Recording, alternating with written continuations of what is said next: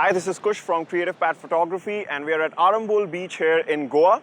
And in this video, I'll be showing you how to use a very strong 10-stop neutral density filter to take some extreme long exposure shots. It's going to be complex because not only does this shot involve the usage of an ND filter, but it also involves the usage of an app, a mobile app, to calculate our exposure to get the correct shot. So let's dive into this shot and let's see how to take this. So I found this nice patch of rocks, and you can see that through the gaps you can see the waves coming in. So this will be a good spot to take a shot in which we want to blur the waves. But because I'm shooting almost at 12 o'clock, a lot of light is coming inside my camera, and therefore I'll need to use a very strong ND filter like the one that I've just shown you. So let's dive into the shot and let's see what is this entire process of using this strong ND filter to be able to blur the waves even in such a strong amount of light. Alright guys, so this is where we are in between these rocks, and I'm just trying to get my composition right. So we'll be shooting this scene. Now here's how the process of using this ND10 stop filter will work. So what we're looking for is that the waves that you can see behind, we want to blur them. But I'm shooting almost at 12 o'clock in the day, so it's going to be slightly tough because so much light is coming through that we will require a very strong ND filter to get this right. So do forgive me for the shaky footage. It's very, very tough to have another tripod here. It's a very, very rocky surface, as you can see. But I'm still going to explain you the process. So here's how it works. The first shot that we're going to take here is our base shot, and this is the shot in which our meter, as you can see, should be in the center. So for me, those settings are 1/25 shutter speed, f22 and ISO 100. Now this is very important because these base settings will help us determine what should be the settings when we finally put our ND filter right here, right? So let me just take a shot at these base settings. Alright, I've taken the shot. It's very tough for you to see, so I'm just going to show you on the laptop how this shot looks. So this is our base shot. So this is the shot that we've taken at the base settings. That is, the shutter speed is 1/25 in this, and you can see that the problem here is that, as you notice, the water, if I just zoom in here, is it doesn't look good because it's just how the water looks to the eye. And sometimes that's fine, that's not a problem, because some people like this effect also, and sometimes you can go for this. Normally I like to blur the water, and that's what we are going for here. So let's get back to the shot, and this time let's put the ND filter on. Let's see this process and let's take a better shot. Right, so now that we have our base shot, it's time to put this ND filter right here. Now this is not a circular filter as we've seen before.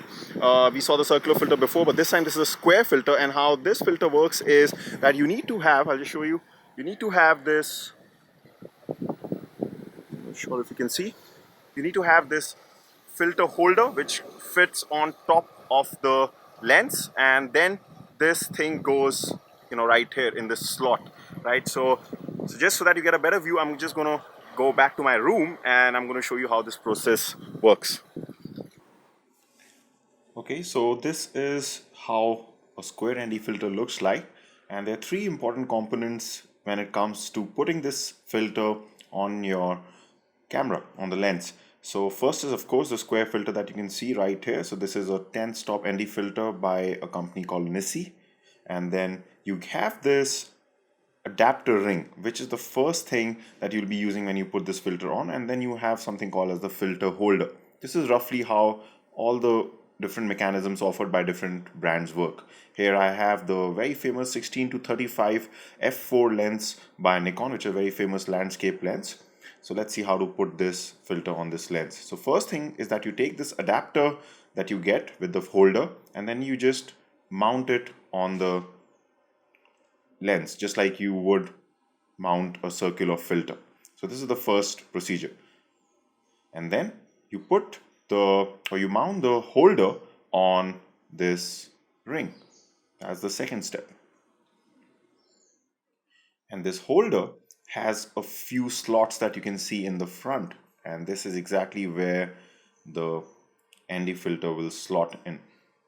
So that's the process. You mount the adapter ring, and then you mount the filter holder, and now we're going to put the ND filter, the square ND filter, right into one of these slots.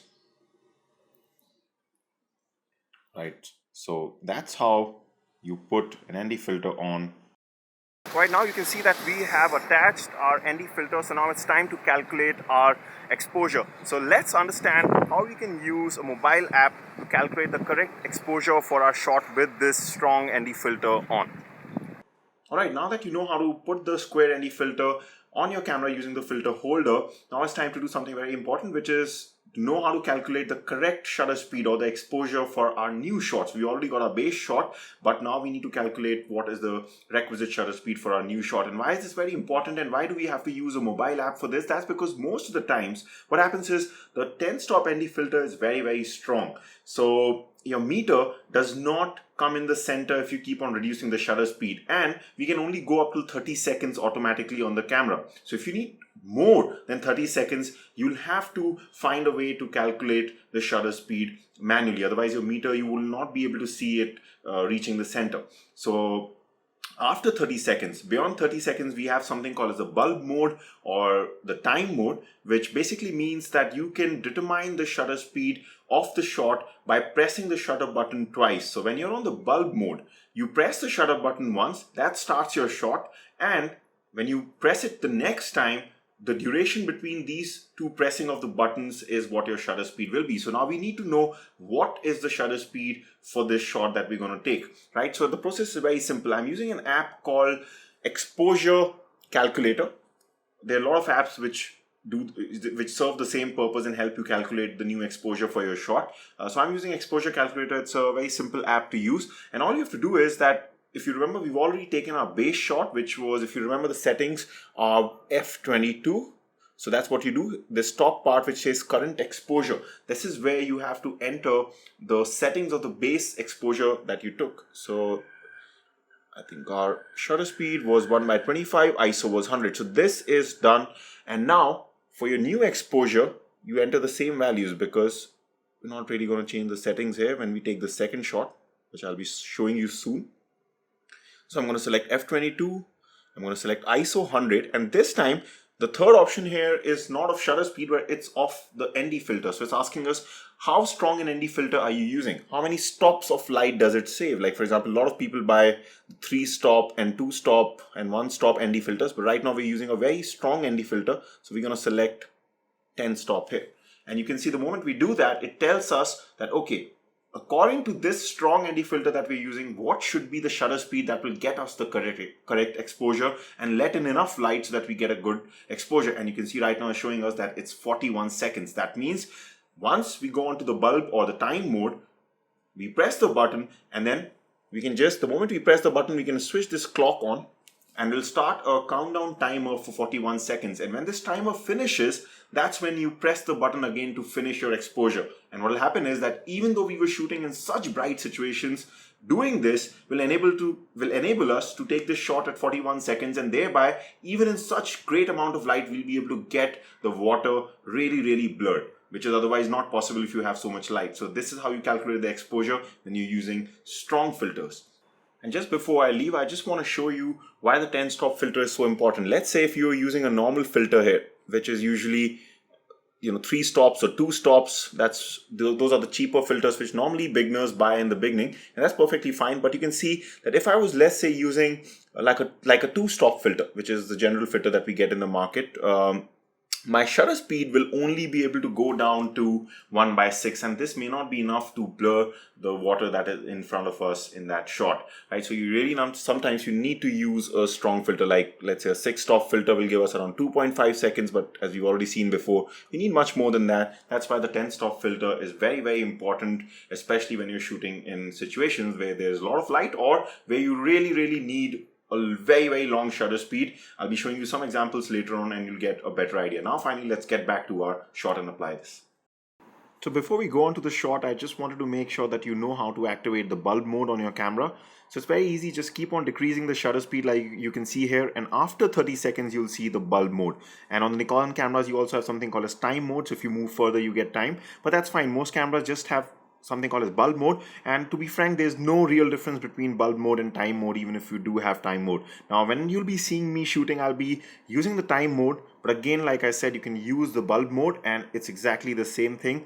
So what happens is when you're on the bulb mode or the time mode, you just have to press your shutter button, that will start your shot, and when you press it the next time, that's going to finish your shot, and the duration between these two pressing of the buttons will be your shutter speed. So that's how the bulb mode works. So let's get back to our shot now. Alright guys, so you know how to calculate the correct exposure now. With the base settings, you also know what the bulb and the time mode mean. So of course I'm going to just quickly move to the time mode here because I have to use 41 seconds.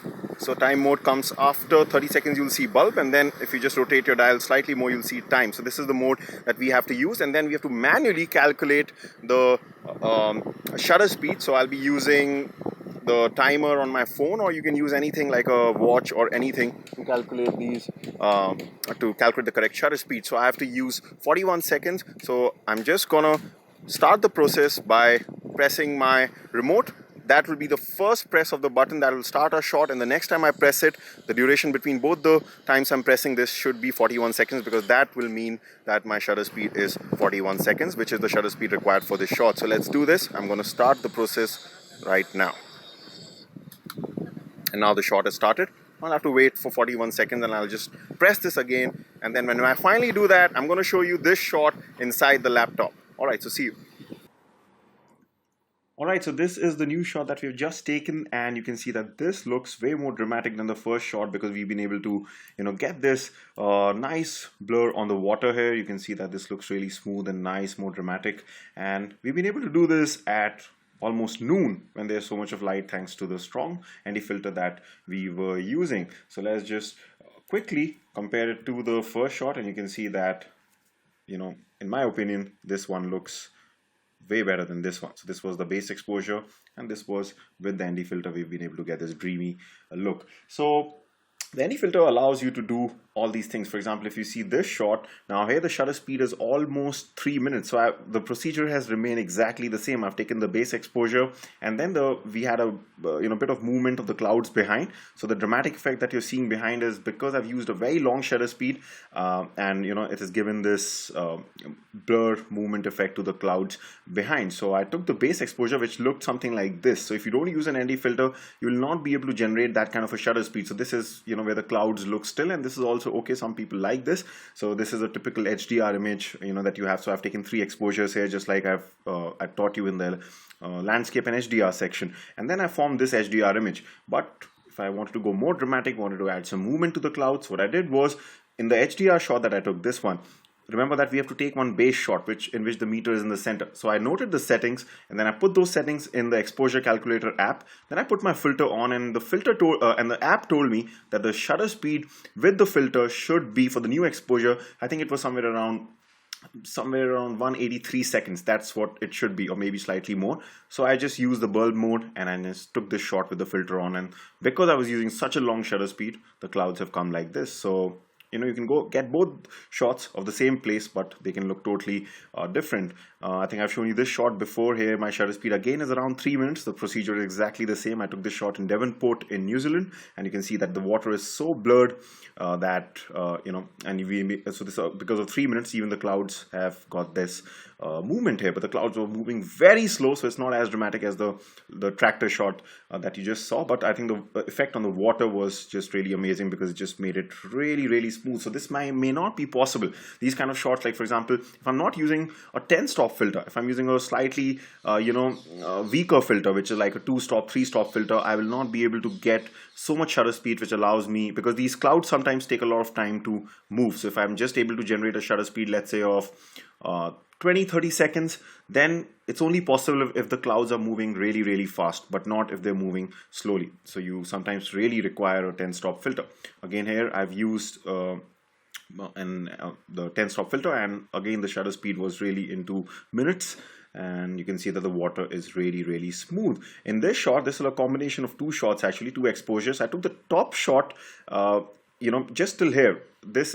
I basically took the entire image and formed an HDR image, but I wanted to get the HDR part only from the sky here because this was very dramatic, right? And I really wanted to blur the water here, so I took another shot with the 10-stop ND filter on, and I was able to get this really, really blurred water. And then I've formed a composite of 2 images. That is, I've combined and superimposed 2 images, and this is something that I'll show you in the Photoshop section, in the editing and post-processing section in this course later on. So if you haven't watched that, you can later on go and see how to combine 2 different images. But the point is I've used an ND filter. Now, I've shown you this shot also before, and maybe that time I must have told you that the shutter speed I used for the water here is 30 seconds, but I just said that because I didn't want to confuse you that time, because you did not know anything above 30 seconds. So the truth is that this shot is actually taken at 40 seconds, not 30 seconds. But I did not mention that before because our cameras automatically go up to 30 seconds, and that time you were not aware about the bulb or the time mode.